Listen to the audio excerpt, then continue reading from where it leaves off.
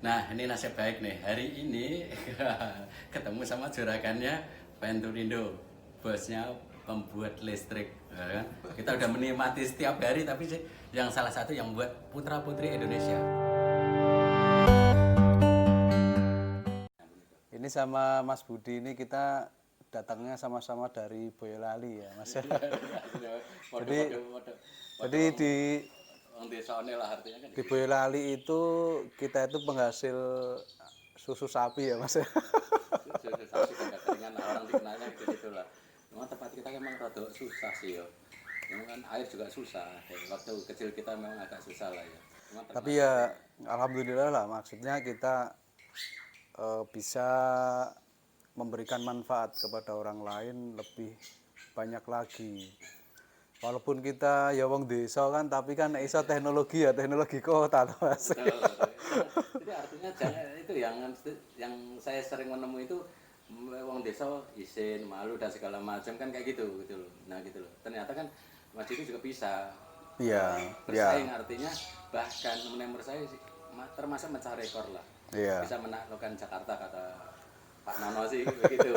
Bisa menaklukkan Jakarta artinya kita bisa bersaing lah. Ya artinya itu tadi, makanya kan kita memang sebetulnya kalau generasi kita itu kenapa kita ini sebetulnya masuk ke generasi generasi ini ya, generasi ketiga setelah di apa namanya revolusi industri, terus generasi 60-an 5 sama generasi 75 sampai 80 kita kan sampai Iya, 85 itu cenderung kita ini keturunan-keturunan orang pekerja keras. oh, Jadi mungkin kita karena faktor itu kali iya ya. bapak-bapak kita ini karena sering ke itu jadi kita ke bawah. Jadi kita dengan bekal kita yang memang tough di kampung, Iya. terus kemudian intinya kita mau belajar, kita mau mencari pengetahuan yang baru. Nah, Iya. ini ya kita bisa mengikuti perkembangan persaingan di dunia industri dan teknologi gitu.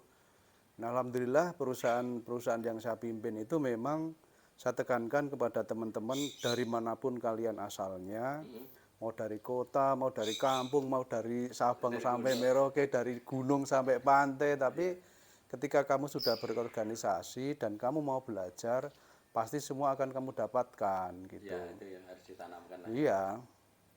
Nah, terus untuk perusahaan kita ini kan sebetulnya kan banyak di pembangkit listrik, Mas. Nah, itu yang perlu kita coba bahas banyak yang artinya ini kan agak unik. Kalau Iya. pedagang kan banyak artinya di situ.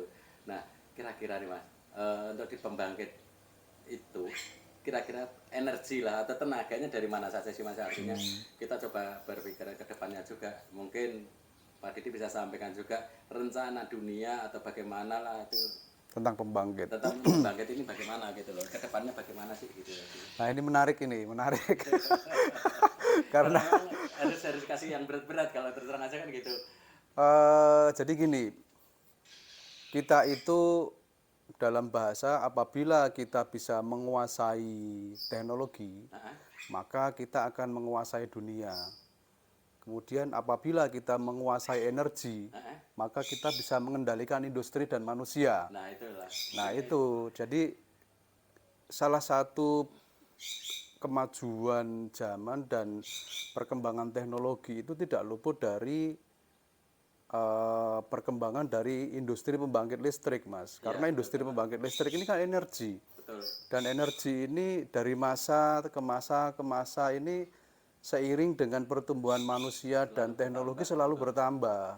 Makanya pembangkit-pembangkit di Indonesia dan di dunia ini cenderung pertumbuhannya sangat signifikan mengikuti pertumbuhan penduduk dan Penduduk manusia Indonesia. sendiri Karena gitu. manusia selalu bertambah, nggak ada cerita di negara manapun turun itu nggak ada. Nggak Gitu. ada. Nah itu mungkin salah satu filosofi sampean untuk Ya. tarik ke sana gitu lah Ya ya. karena memang Apa memang segmen pembangkit listrik ini industri yang anu Mas, apa namanya?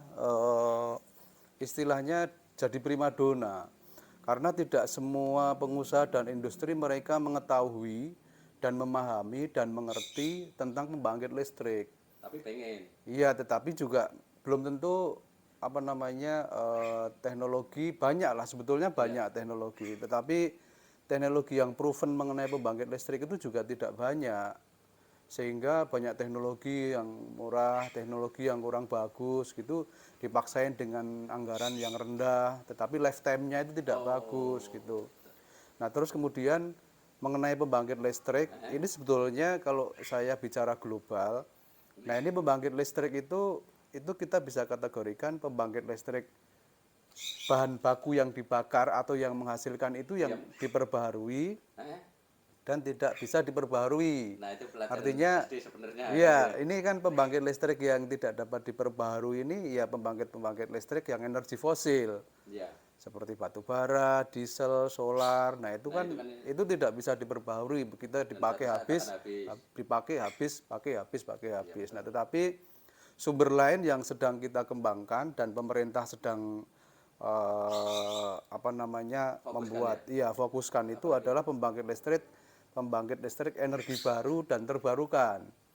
Nah, ini melalui Kementerian SDM, terus kemudian melalui pengembangan riset dan teknologi, pemerintah juga memberikan intensif untuk pembangkit listrik energi baru terbarukan, gitu Mas. Nah, ini yang mungkin, maaf saya potong dulu, ini mungkin banyak rekan-rekan atau bahkan masyarakat, bahkan saya sendiri pun juga nggak tahu nih, kalau ada isu-isu seperti itu, gitu artinya ada insentif dari pemerintah menuju apa artinya go green lah ya. Iya, ada itu. Itu saya yang belum tahu gitu loh. Ternyata pemerintah sendiri sudah mengarahkan ke sana sudah ya, mengamankan dunia inilah ya. Iya, mengamankan, artinya ketika nanti peaknya batu bara habis, katakan seperti itu, pemerintah ini sudah menyiapkan energi baru untuk dijadikan pembangkit listrik. Contohnya, pembangkit listrik tenaga air, pembangkit listrik kemudian tenaga surya, pembangkit listrik tenaga bayu angin, terus kemudian pembangkit listrik biomasa. Nah, biomasa ini juga banyak sekali Mas sebetulnya. Biomasa ini contohnya? Biomasa ini kan limbah-limbah sawit, kayu, janggel jagung, pokoknya yang padatan-padatan yang bisa dibakar itu dikategorikan sebagai biomasa. Ya.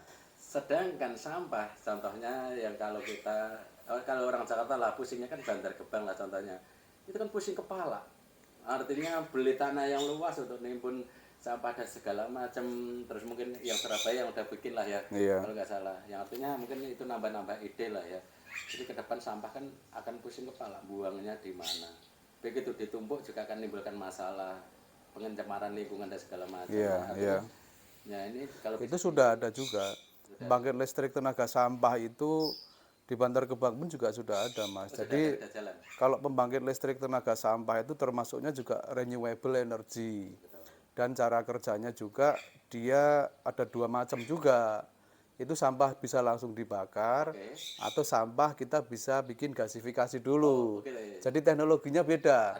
Sama-sama sampah untuk menghasilkan listrik, tapi teknologi yang akan dipakai itu beda. Jadi yang bisa direct combustion atau langsung dibakar saja menghasilkan listrik namanya nanti menggunakan steam turbine. Nah, nanti tapi kalau kita ini bikin gasifikasi atau dibikin gas dulu, nah nanti ada gas engine yang dipakai, tapi sama-sama menghasilkan listrik gitu. Nah, ini sebetulnya tiap kota-kota besar itu kita bisa buat pembangkit listrik itu, tetapi yang jadi kendala itu mungkin kita gini loh Mas. Jadi untuk energi baru terbarukan ini, pemerintah ini sebetulnya sudah mempunyai target nih. Misalnya sampai 2060 sesuai dengan protokol Paris misalnya itu batu bara harus dipangkas, sudah tidak bisa. Nah, ini pemerintah Indonesia juga mengikuti pola itu, mengikuti target itu. Jadi nanti misalnya 2025 di Indonesia ini sekarang ini pembangkit listrik itu kalau nggak salah itu totalnya 71 gigawatt atau sekitar 72 gigawatt. Itu pasti untuk semua, iya di Indonesia. Iya, nah ini untuk energi baru terbarukan mungkin masih di sekitar antara 9 sampai 11%, artinya masih jauh. Masih 90% yang menggunakan batu bara. Iya, selain yang energi baru terbarukan itu masih sedikit sekali. Karena apa? Memang energi batu bara itu memang secara harga dan secara investasi dia lebih murah Mas. Mengapa pakai itu? Karena kita kan namanya bisnis kan, mana yang lebih murah itulah yang kita beli. Tetapi kalau energi baru terbarukan ini investasinya ini macam-macam. Biomasa, kemudian PLTMH, kemudian geothermal, kemudian PV solar panel. Nah, ini harganya ini masih relatif tinggi sehingga awalnya. investasinya itu orang akan terengah-engah di awal. Tetapi sebetulnya yang diperlukan adalah intensif dari pemerintah. Ya. Nah, ketika ini misalnya saya punya duit nih bangun pembangkit listrik untuk yang energi bersih, saya bikin pembangkit listrik tenaga air lah katakan pakai duit saya. Nah, ketika saya buat, ini saya jual ke pemerintah melalui harga yang ditetapkan di ESDM. Itu walaupun sudah ditetapkan, tapi kadang-kadang di PLN itu tidak serta-merta udah tak bayar harga sekian, enggak juga, karena melihat situasi bahwa harga ini masih lebih tinggi dari harga PLN. Oh. Jadi kadang-kadang kurang menarik untuk investor. Benar. Makanya banyak orang yang lebih cenderung bikin usaha yang lain daripada untuk ke power plant, walaupun bisa dan segala Kecuali untuk daerah-daerah tertentu, Mas. Misalnya pulau terpencil, yang di sana hanya memakai diesel. Ya. Pulau-pulau terluar, di sana hanya memakai diesel. 1 kW misalnya harga 3.000. Kemudian kita investasi di sana dengan memakai pembangkit tenaga air atau memakai tenaga surya, 1 kW-nya sekitar 2.000, 2.200 masih masuk. Kalau di Pulau Jawa, kalau kita mau investasi seperti itu ya nggak bisa, beli listrik cuman 1.000, kita mau pasang harga segitu kan nggak mungkin ketemu. Ini satu, yang kedua juga di Pulau Jawa kan kabelnya udah tersiap. Ya, jaringan. Udah siap, tinggal Jadi nyambung iya. aja. Jadi salah satu supaya kita itu pembangkit listrik supaya energi baru terbarukan ini bisa sesuai dengan targetnya pemerintah, mau nggak mau pemerintah harus memberikan intensif. Harus ada subsidi ke pengusaha-pengusaha atau misalnya harga yang sudah ditentukan itulah yang harus diikuti. Jadi gini, harga listrik dari Kementerian SDM dari Aceh sampai ke Papua ini sudah ditentuin, Mas, harganya. Oh, per daerah. Per daerah sudah ditentuin. Misalnya tenaga PLTMH atau pembangkit listrik tenaga surya atau pokoknya yang energi baru terbarukan ini sudah ada. Ada Ya, sudah ada harganya. Ketika saya investasi, nah ini kadang-kadang kontrak dengan PLN ini tidak selamanya mulus, listrik saya dibeli. Oh, lah itu yang muncul kendala lagi. Iya, muncul kendala lagi. Sedangkan sampai investasinya kasarnya mungkin Udah besar. udah besar. Kembalinya kapan sih harus dihitung juga? Ya, itu kembalinya sudah kehitung, tapi makanya yang paling bagusnya adalah memang effort dari pemerintah. Kalau pemerintah itu pokoknya sampai di 2025 itu mestinya targetnya pemerintah untuk energi bersih itu yang energi baru terbarukan itu ya mungkin sih kalau nggak salah dari Kementerian SDM itu sudah harus mencapai sekitar 20-an persen.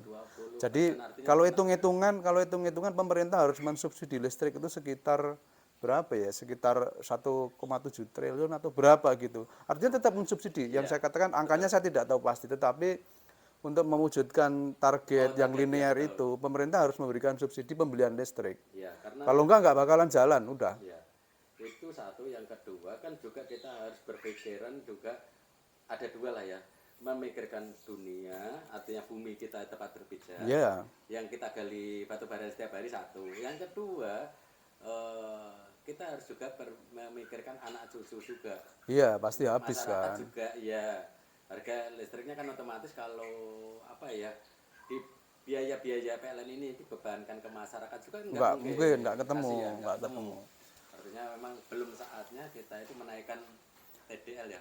Iya, tarif batas listrik. Orang sekarang naik Rp50 aja demonya sampai Senayan sampai ke Kuningan kok. Nah, makanya kan gini. Jadi ya kita itu berharap dengan teknologi-teknologi baru kita bisa menciptakan inovasi energi murah. Apa namanya power plant yang memakai solar panel, kemudian mikrohidro. Teman-teman di industrial itu kan juga meng-create spek-spek yang bisa bukan down spek ya, tapi mencari inovasi untuk membuat energi murah. Tapi pasti akan ketemu, nanti akan semakin turun. Termasuk baterai, lithium baterai, terus kemudian, nah itu nanti itu akan seperti itu. Nah ini kan kembali lagi ke energi baru terbarukan itu, Indonesia ini potensinya luar biasa, Mas. Sekarang kemarin saya menjadi teman-teman saya mewakili industri IPP pembangkit listrik. Kenapa sih investasi di pembangkit listrik yang biomas ini kok kadang-kadang tidak menarik. Ya karena memang itu tadi apa namanya kita jualnya itu tidak sesuai dengan kesepakatan yang kita hargain bersama gitu.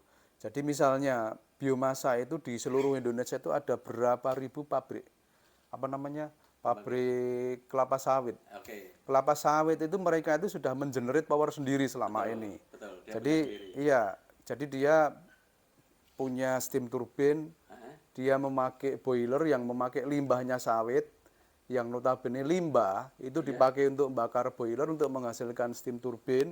Iya. Steam turbine ini uapnya dipakai untuk rebusan. Nah ini sudah terjadi di Indonesia ini puluhan tahun yang lalu. Dan itu dari pemerintahnya udah ada Nah itu apresiasi atau ada iya itu itu sudah di swasta ini sudah berbuat seperti Iya. itu, tetapi kita kan selalu bicaranya pembangkit listrik energi baru terbarukan sekian ratus megawatt, sekian ratus megawatt.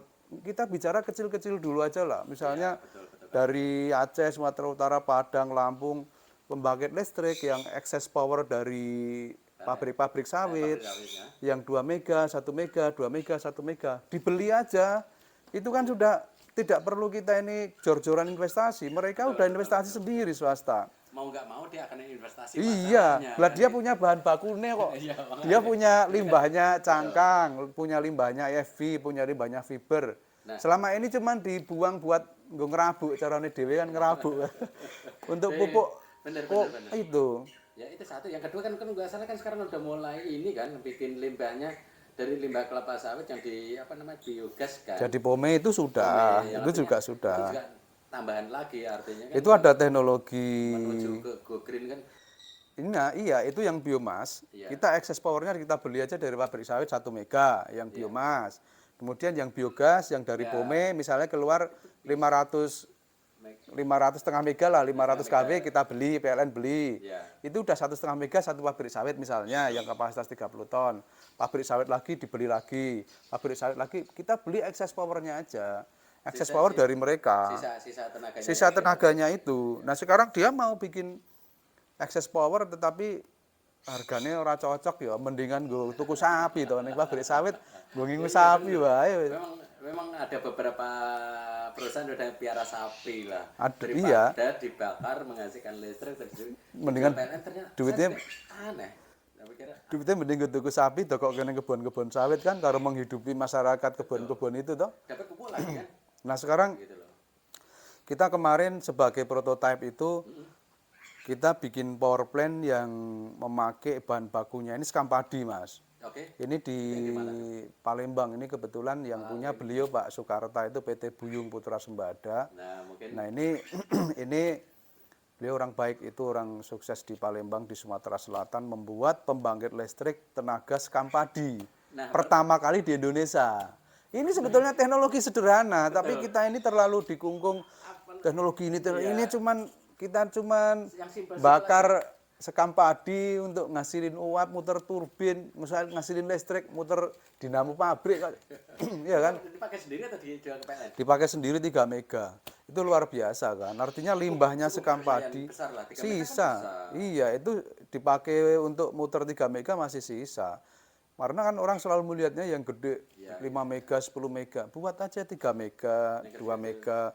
Saya juga itu yang kemarin di Palembang, kemudian yang potensinya besar itu di daerah Sulawesi Selatan, di daerah Sidrap, terus kemudian Pare-Pare, itu kan padi itu sekam itu luar biasa. Terus dibuat apa mereka? Ya sekarang dipakai untuk bakar apa namanya batu bata mungkin terus untuk apa gitu. Jadi Nilai ekonomi karena untuk dipakai ke power plant sebagai fuel itu ya itu tadi saya sampaikan tadi kurang menarik gitu. karena investasinya nggak sesuai lah ya. Memang bahan Lama, investasinya akan lama. satu, yang kedua kan sebenarnya apa ya? Itu kan kita juga berpikiran menyelamatkan dunia dari timbunan sampah kan. Iya. Yang harus kita pikirkan kan, gitu loh. Contohnya kalau nggak salah kan dulu ada lagi ya, satu lagi ya, yang kalau nggak salah sampahnya sagu. Oh iya, Nah, itu kita itu- pernah bikin itu 3 mega juga. Nah, Itu di Kepulauan Meranti. mulai Itu punyanya grupnya Sampurna Agro. Itu kan satu pulau itu ditanamin pohon sagu. Nah itu kita bikin pembangkit listrik pakai kulitnya itu. Sedangkan kalau itu nggak dibikin pembangkit, sampah. Itu jadi sampah. hancurnya kapan? Kalau nggak Iya, salah kan busuk kan, dia busuk kan. kulit sagu kan kalau nggak salah yang dipakai untuk ini hitam-hitam itu apa? Iya, iya, itu kulit Yang yang untuk di bangunan dulu. hijau itu. Kan? Hampir seperti tapi agak kaku. Iya, Itu artinya kan, didiemin aja bakar udah jadi listrik itu. iya, iya. Untungnya kan di situ. Tapi coba kalau nggak dibikin power plant, busuknya kapan? Iya, Itu itu kan menimbulkan masalah lagi kan artinya seperti iya, iya. Terus terakhir itu kita juga membuat power plant dengan Wika itu dari Kementerian SDM itu fuelnya kita 100% memakai CPO, Mas. Oke. Nah, Jadi itu yang CPO menarik ya. CPO itu kalau orang kan kita dibuat refinery dulu untuk bikin biodiesel Oke. di Terus di extra lagi apa gitu. namanya D20, D30 udah nggak perlu itu udah ada teknologi yang kita ciptakan memakai teknologi kita CPO langsung dibakar keluar listrik. Nah, itu kalau nggak salah kan Itu ada di Belitung itu baru pertama kali pertama kali di dunia yang di Indonesia lah. Nah, di Eropa udah banyak. Eropa banyak. Di Eropa udah banyak. CPO-nya dari Dari kita juga. Hati-hati ya. Kita punya bahan bakar dikirimnya ke sana. Nah, Di sana dipakai pembangkit listrik. nah iya. Sedangkan yang gudangnya CPO terbesar di Indonesia kan. Minum dulu lah. Ya. Gudang CPO Indonesia nomor 1. Malaysia ya. Enggak lah, sekarang Indonesia lah nomor Iya, 1. iya, makanya sama Malaysia lah Ya, kita bersaing. dunia yang masih CPO cuma 2, Indonesia dan Malaysia. Malaysia belum bikin ya Eh, pembangkit yang dan belum, ya? belum. Ya. Enggak tahu sih. Cuman sih pembangkit ini sudah kita buat.